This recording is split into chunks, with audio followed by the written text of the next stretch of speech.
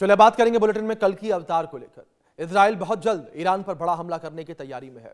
दरअसल इसके खतरनाक संकेत मिल रहे हैं। इजराइल के प्रधानमंत्री नेतन्याहू, जो कई दिनों से इजराइल से बाहर थे, अब उन्होंने ईरान को खतरनाक चेतावनी दी है।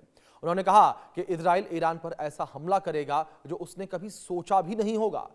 एक और अमेरिका हमले से पीछे हट गया था, लेकिन इजराइल के पीएम के ताजा बयान इस बात पर मोहर लगा रहे हैं कि अमेरिका और इजराइल अब ईरान पर हमले के लिए पूरी तरीके से तैयार हैं। ईरान में जेंजी के उग्र आंदोलन को तो खामोश कर दिया गया, लेकिन अब की बार खामेनेई को जाना होगा। साल 2026 में भी खामेनेई के खिलाफ युवा सड़कों पर उतर आए हैं, लेकिन खामेनेई की पुलिस ने हजारों लोगों को मौत के घाट उतार दिया, हजारों लोगों को जेल में ठूस दिया गया। महिला प्रदर्शनकारियों के साथ यौन शोषण की भी बात सामने आई। ईरान में इस वक्त जो हालात हैं वो सोचने को मजबूर कर रहे हैं। ऐसे में क्या भगवान कल की ही अवतार लेकर ईरान के लोगों को इंसाफ दिलाएंगे, जनता के साथ अन्याय करने वाले राजाओं का सर्वनाश करेंगे, सत्य और न्याय को फिर से स्थापित करेंगे। इस मुद्दों पर हम खास मेहमानों के साथ चर्चा करेंगे, बातचीत करेंगे, समझने की कोशिश करेंगे कि जो स्थितियां हैं वो इस वक्त क्या कुछ कहती नजर आ रही हैं, और आप तक कुछ और जानकारियां हम ग्राफिक्स के माध्यम से पहुंचाने की कोशिश करेंगे कि क्या स्थितियां इस वक्त बनी हुई हैं, क्यों यहां पर कल की अवतार का जिक्र जो है वो किया जा रहा है।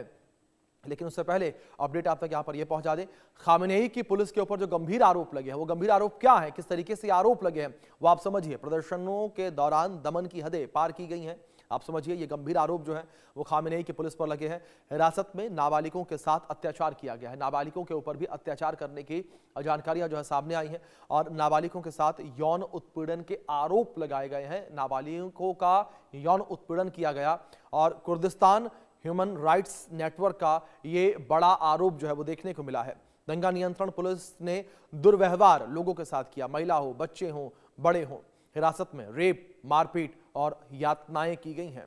आप समझिए किस तरीके से यहां पर ये स्थितियां बनी हुई नजर आई। ईरानी पुलिस ने 20,000 लोगों की गिरफ्तारी की, 20,000 लोगों को गिरफ्तार किया गया ईरानी पुलिस के द्वारा, और गिरफ्तार करने वालों में युवा और महिलाएं शामिल हैं। युवाओं को यानी कि जेंजी जो विरोध प्रदर्शन कर रहे थे उन्हें गिरफ्तार किया गया, और प्रदर्शन के दौरान दमन की सारी हदें जो हैं वो पार कर दी गई।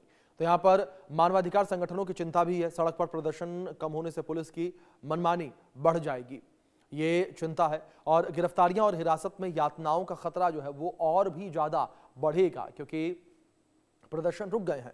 549 प्रदर्शनकारियों को जो है यदद सेंट्रल जेल भेजा गया है। गिरफ्तार प्रदर्शनकारियों में 51 महिलाएं भी शामिल हैं, यानी कि महिलाओं को भी बड़ी संख्या में गिरफ्तार किया गया है।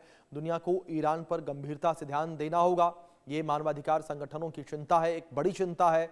और प्रदर्शन में अब तक 3,766 लोगों की मौत की जानकारी सामने आई है, और पुलिस फायरिंग में गर्भवती महिला की भी मौत की जानकारी सामने आई। एक गर्भवती महिला की मौत हो गई, और मौतों का आंकड़ा लगातार बढ़ता जा रहा है। ये भी एक बड़ी चिंता का विषय है कि लगातार मौत के आंकड़े जो हैं वो इस वक्त बढ़ते हुए नजर आ रहे हैं, क्योंकि जो दमनकारी नीति है वो इस वक्त देखने को मिल रही है।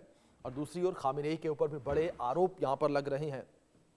इसी विषय पर बातचीत करने के लिए हमारे साथ दो खास मेहमान जुड़े हैं, उनका परिचय मैं आपसे करवा दूं। हमारे साथ शिवानी शर्मा जी जुड़ी हैं, ज्योतिष हैं। हमारे साथ डॉक्टर मनीष मल्होत्रा जी जुड़े हैं, ज्योतिषी हैं। आप दोनों मेहमानों का बहुत स्वागत है चर्चा में। चर्चा की शुरुआत सबसे पहले